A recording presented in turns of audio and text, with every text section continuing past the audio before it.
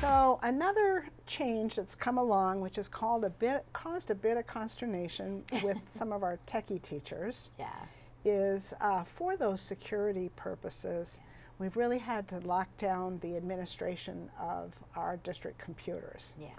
And it used to be that a teacher could find a resource, get excited about it, go out there and just download it. And that caused a few problems. Yeah, and it actually started at one of our locations. Someone just unknowingly, you know, hackers are very smart about designing emails and designing things that look like they're real and that they're accurate and they're things that you want to click on. And unfortunately, we had a big situation where someone clicked on something in an email and it looked legit. And they entered credentials and it brought down that entire location. And it didn't bring it down for just a half hour. It brought it down for a couple days. And as we were looking at that and thinking on what would happen had that spread beyond that location, we're very ingrained in what we're doing online and digitally, and our students are accessing things online and digitally. So we had to really start thinking about the greater good. And I think this is where that is, you know, what's the best for the group, not just for a few folks who are a little more inconvenienced. So with that said, they started tightening things up and took admin rights away from pretty much everyone. There's very, very few people that can actually install things themselves. But with that, we had to find a way for teachers to be able to install things, because we love our techs and we love our media specialists, and we don't want them marching down here to say, I spend my days downloading updates for Java and all that, and they would not have liked it and it wouldn't have been efficient. We couldn't sacrifice that piece. So they started looking at self-service portals. We used one that gave some folks some headaches. It didn't work as efficiently as we wanted it to.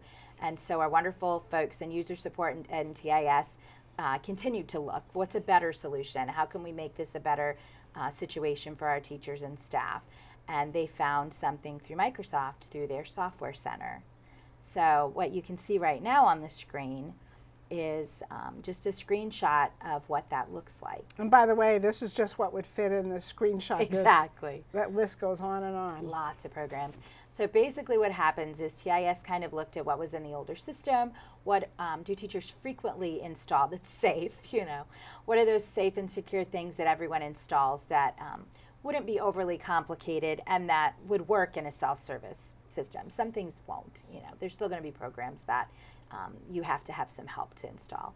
But they looked at those pieces and they put them in the system, and kind of a term that gets used is whitelisted. So they've said these are safe. So teachers very easily, they don't even have to remember a website. Once Software Center has been pushed out to your site and to your computer, you're literally just going to your Microsoft Windows option. You're going down to Microsoft, I think it's Microsoft Service Center, and then finding the Software Center tucked right underneath. So you know what I did? Yeah. I couldn't remember where to get it because I'm not as techie as you guys are. So I just went in my little search bar and typed in Software Center. And then it came. It popped right up. Popped right up. Yeah, and that's the beauty of it. It's not a URL. Again, just like we're doing with Clever, trying to make things easy. So once they've got that at their school, they'll search for that, and it just opens right up. I have never had it prompt me for a login, so it's just going to open on your computer. Because you've logged into your computer. Exactly. And you're on the district network. And it knows who you are. And boy, if we try to log in and sneak around to troubleshoot as somebody else, well, no. No, it doesn't. It knows who you are. It won't let me do that. No. So, and then you get all kinds of different programs. You can see on here one really nice one, Smart Notebook. That's a big one. Teachers are always wanting the latest version of Smart Notebook and wanting to update. You can go in there. So this is not something that you need to put a tech ticket in for, unless you run into an issue, of course.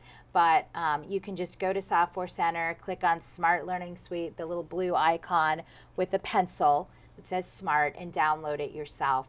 And I will say I recently had to upgrade my computer, and it worked so quickly and so nicely. And Smart's a huge program. So you can get Imagination Station. If you've purchased access to Adobe Acrobat so that you can annotate and change things on a PDF, you can go here to the Software Center to download that and log into that account.